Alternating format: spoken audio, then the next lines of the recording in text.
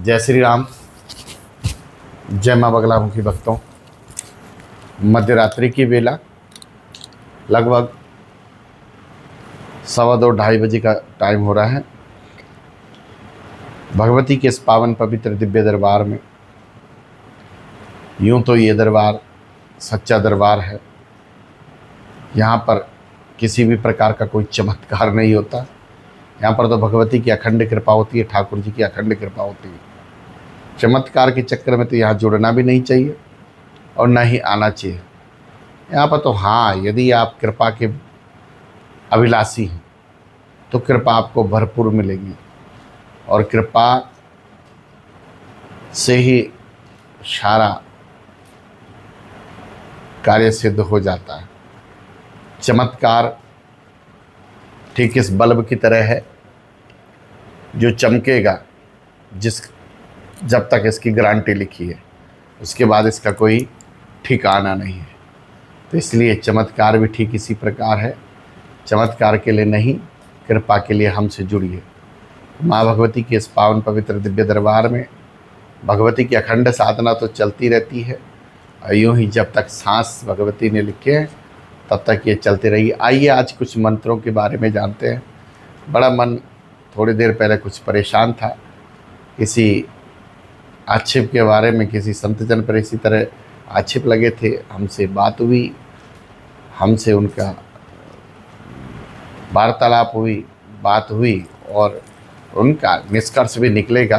किसी ने बड़े श्रद्धा विश्वास और एक आस उम्मीद से हमारे पास यदि मैसेज डाला है तो उसका तो निस्तारण भगवती स्वयं करेंगी।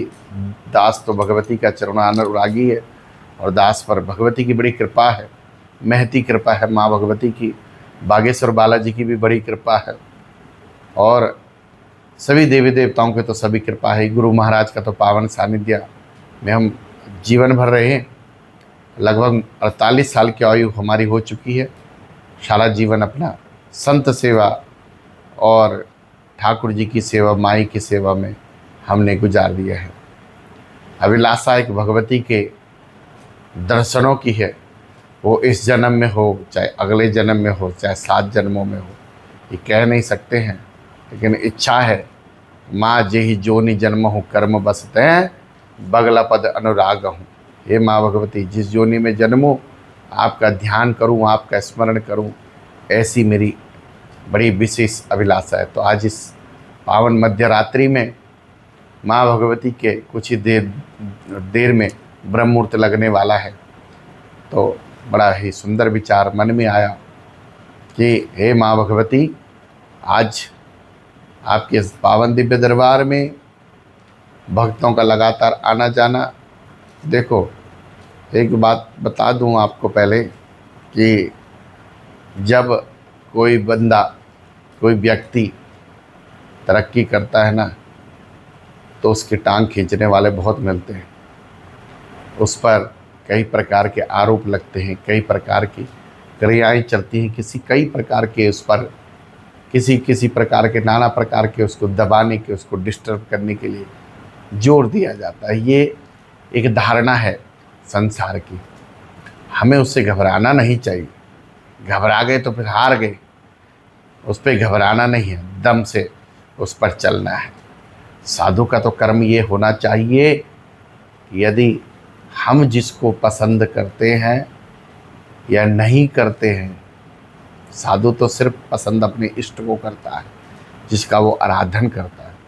लेकिन कुछ लोग ऐसे हमसे जुड़ते हैं जिनके बदौलत, जिनके माध्यम से भगवती माध्यम बनाती है और वो माध्यम कभी कभी कच्चा भी होता है, कभी कभी पक्का भी होता है।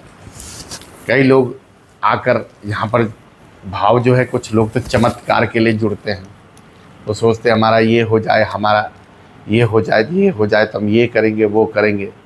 1-2 हवन करके, पूजा करके, पाठ करके यदि उनका कार्य नहीं बना तो वो फिर अपने मार्ग से भटक जाते हैं। तो ऐसे ही हमसे भक्त जुड़ते हैं और कई भक्त ऐसे जुड़ते हैं जिनको इस चीज़ से कोई मतलब नहीं रहता। वो सिर्फ भगवती के दर्शनाभिलाषी रहते हैं, साधु संतों की सेवा करते हैं और स्थान से जुड़े रहते हैं। आज जो भाव था कहने का, भगवती के विभिन्न मंत्रों के बारे में, भगवती के चरित्र के बारे में क्या वर्णन करूं। माँ बड़ी दयालु है, कृपालु है अपने भक्तों के प्रति। बस भक्त को चाहिए कि माँ पर अटूट विश्वास, श्रद्धा, भाव रखकर भगवती का भजन, मनन, चिंतन, जप, तप, यज्ञ करें। अब दो विधियां हैं। किसी ने पूछा, महाराज जी मंत्र जप और नाम जप में क्या अंतर है? तो मैं आप भक्तों को बताना चाहता हूँ इस हमारे YouTube चैनल के माध्यम से कि मंत्र जप क्या है। मंत्र जप जिसमें हम मंत्र को जपते हैं, जो गुरुमुख दिया जाता है वही मंत्र जप है। जो श्री गुरु महाराज के मुख से दिया जाता है वही मंत्र है। अब आया नाम जप। नाम जप क्या है? जैसे राधा राधा राधा, सीताराम सीताराम सीताराम, यानी कि किसी भी इष्ट का नाम दिन भर हम जपते हैं, उसको बोलते हैं नाम जप। मंत्र जप जो गुरुमुख से लिया गया है, विशेष विधान के द्वारा लिया गया है, साधना में उसको इस्तेमाल किया गया है, गुरु जी ने उसको इस्तेमाल सिद्ध किया है, वो है मंत्र जप। और मंत्र जप और नाम जप, इन दोनों में सिद्धि किससे मिलती है? सिद्धि दोनों में मिलती है। नाम जप से भी सिद्धि मिलती है और मंत्र जप से भी सिद्धि मिलती है। नाम जप से आपका मुख पवित्र होता है, आपकी वाणी पवित्र होती है, आप उस इष्ट का चिंतन करते हैं, नाम ध्याते रहते हैं।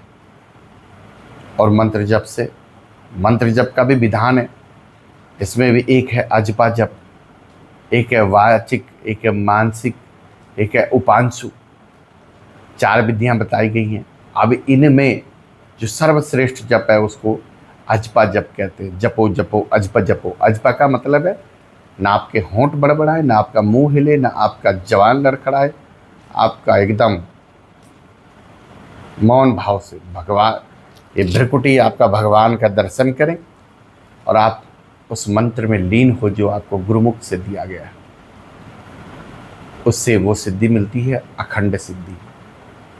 और अखंड सिद्धि मिलने के बाद इंसान पावरफुल बन जाता है। पावरफुल का मतलब है कि वह संसार के वो हर कार्य करने में समर्थ हो जाता है जो कभी किसी ने गणना भी नहीं की होगी। तो इसलिए, और नाम जप से जो सिद्धि मिलती है, नाम जप से आपकी जबान पवित्र होती है। आप किसी को कुछ बोलते हो, किसी के लिए आशीर्वाद देते हो, तो वो आशीर्वाद आपका काम करता है। तो इसलिए व्यक्ति का जो सवाल था नाम जप और मंत्र जप, ये मैंने आपको सरल भाषा में समझाया। तो आप समझिए, सोचिए, विचारिए। दोनों ही बड़े भाव को भाव अनख आलस हूँ और नाम जपत मंगल दिस दसों। नाम से भी 10 दिशाओं से मंगल ही मंगल होता है। तो इसलिए नाम जप करो चाहे मंत्र जप करो, दोनों ही सर्वश्रेष्ठ है। किसी भी माध्यम से ये इन प्रकारेण भगवान का नाम जप स्मरण करना चाहिए और अपने कल्याण के लिए जब तक जीवन है तब तक भगवान की माला का जप करें। और माला से भी जप कर सकते हैं, आप काउंटिंग मशीन से भी जप कर सकते हैं। ये क्यों बताया है? मैं कहता हूँ, मेरा गद्दी से बोल रहा हूँ, जप इससे नहीं, इससे नहीं, जप यहाँ से सिद्ध होता है। काम इसने करना है, काम इसने करना है, हृदय ने। हृदय से इष्ट का चिंतन करिए और मुख से जपिए, तो अवश्य ही आपका कल्याण होगा, मंगल होगा। इन्हीं कामनाओं के साथ जय श्री राम, जय माँ बगलामुखी, जय माँ पीताम्बरा माई, जय माँ कामाख्या माई। माँ भगवती आप सभी भक्तों का कल्याण करे, ऐसी मैं कामना करता हूँ, ऐसी मैं इच्छा रखता हूँ। सबको सद्बुद्धि दो, जो हमसे जुड़े हुए उनका भी भगवती कल्याण करे। जय श्री राम, जय माँ बगलामुखी।